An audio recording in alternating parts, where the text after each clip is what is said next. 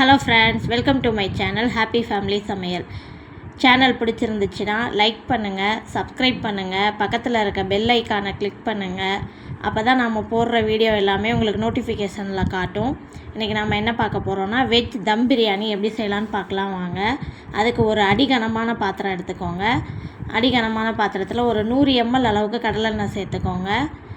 எண்ணெய் நல்லா சூடானதுக்கப்புறம் ஒரு 2 ஸ்பூன் அளவுக்கு நெய் சேர்த்துக்கோங்க. எண்ணெயும் நெய்யும் நல்லா சூடானோன்னே ஒரு துண்டு பட்டை, ஒரே ஒரு மராத்தி மொக்கு, 2 அன்னாசி பூ, 2 ஏலக்காய், 2 கிராம்பு, 2 பிரிஞ்சி இலை 2 பீஸ் சேர்த்துக்கோங்க. நம்ம கரம் மசாலாவும் சேர்ப்போம், அதனால் ஸ்பைசஸ் கொஞ்சம் கம்மியாக சேர்த்துருக்கேன். வெங்காயம் ஒரு ஏலக்காய் 2 சேர்த்துட்டு வெங்காயம் ஒரு 3 வெங்காயம், மீடியம் சைஸ் வெங்காயம் ஒரு 3 வெங்காயம் சேர்த்துக்கோங்க. நீல வாக்கில் கட் பண்ணி சேர்த்துக்கோங்க. வெங்காயம் நல்லா வதங்கி வந்தோடனே இஞ்சி பூண்டு பேஸ்ட்டு ஒரு 4 ஸ்பூன் அளவுக்கு இஞ்சி பூண்டு பேஸ்ட்டு சேர்த்துக்கோங்க. டக்குன்னு அடி பிடிச்சிரும், போட்ட உடனே நல்லா கலந்து கொடுங்க. இஞ்சி பூண்டு பேஸ்ட்டு பச்சை வாசனை போகிற வரைக்கும் நல்லா வதக்குங்க. பச்சை வாசனை போனதுக்கப்புறம் தக்காளி ஒரு 4 தக்காளி நல்லா பழுத்த தக்காளியாக நீல வாக்கில் கட் பண்ணி சேர்த்துக்கோங்க. தக்காளி எந்த அளவுக்கு வதங்கி வருதோ அந்தளவுக்கு பிரியாணி டேஸ்ட்டாக இருக்கும். நல்லா ஜூஸியாக வரணும். அதனால் ஒரு 4 தக்காளியை கட் பண்ணி சேர்த்துட்டு நல்லா கலந்து கொடுத்துருங்க. தக்காளி சேர்த்ததுக்கப்புறம் தக்காளி சீக்கிரமாக வதங்கிறதுக்காக உப்பு சேர்த்துக்கோங்க.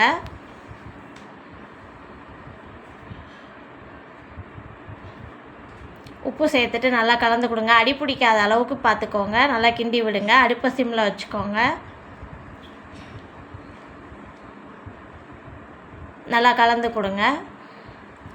தக்காளி நல்லா வதங்கி ஜூஸ் ஆகணும். நல்லா வதங்கி வந்ததுக்கப்புறம் ஒரே ஒரு ஸ்பூன் மிளகாத்தூள், பச்சை மிளகா ஒரு 4 பச்சை மிளகா கீரை சேர்த்துக்கோங்க. பச்சை மிளகா சேர்த்துட்டு நல்லா கலந்துக்கோங்க. 1 ஸ்பூன் அளவுக்கு மிளகாத்தூள், 1/4 ஸ்பூன் அளவுக்கு மஞ்சத்தூள் சேர்த்துக்கோங்க. சேர்த்துட்டு நல்லா கலந்து கொடுங்க. நல்லா இந்த மாதிரி ஜூஸியாக வதங்கி வரணும். 1 ஸ்பூன் அளவுக்கு கரம் மசாலா சேர்த்துக்கோங்க. 1 ஸ்பூன் அளவுக்கு பிரியாணி மசாலா சேர்த்துக்கோங்க. சேர்த்துட்டு நல்லா கலந்து கொடுங்க. அடி பிடிக்காமல் பார்த்துக்கோங்க.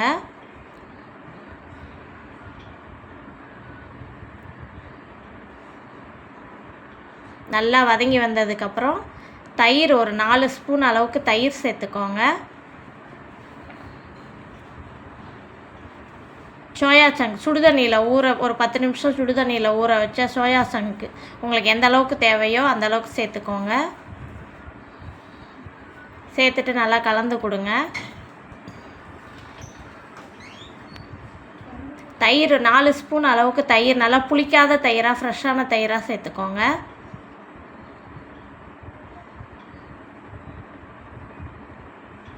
தயிர் சேர்த்துட்டு நல்லா கலந்து கொடுங்க. புதினா மல்லி 2மே சம அளவு, இது ஒரு கைப்பிடி அது ஒரு கைப்பிடி, 2 கைப்பிடி அளவுக்கு புதினா மல்லி சேர்த்துக்கோங்க.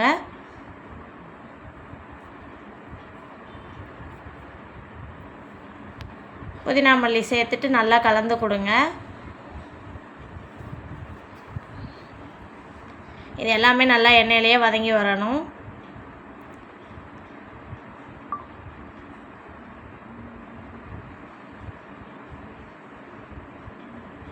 எல்லாம் நல்லா வதங்கினதுக்கப்புறம் உங்களுக்கு விருப்பமான காய்கறிகள், கேரட்டு, பீன்ஸு, உருளைக்கிழங்கு, பச்சை பட்டாணி, காலிஃப்ளவர், உங்களுக்கு என்ன காயெல்லாம் பிடிக்குமோ எல்லா காயும் கட் பண்ணி சேர்த்துக்கோங்க. சேர்த்துட்டு நல்லா கலந்து கொடுங்க.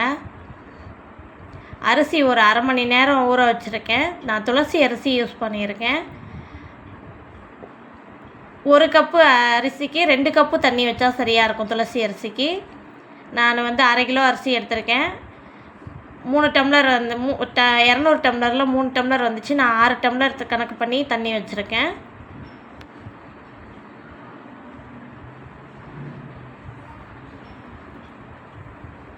சேர்த்துட்டு தண்ணி நல்லா கொதித்த உடனே அரிசியை நல்லா தண்ணியை வடிச்சிட்டு தண்ணி இல்லாமல் சேர்த்துக்கோங்க. அரிசி ஃபுல்லாக சேர்த்ததுக்கப்புறம் கரண்டியை வச்சு ரொம்ப கிண்டாமல் லைட்டாக கிண்டி கொடுங்க. நல்லா ஹை ஃப்ளேமில் நல்லா வெந்து வரட்டும். இந்த அளவுக்கு சாப்பாடும் தண்ணியும் சமமானதுக்கப்புறம் தம் போடலாம்.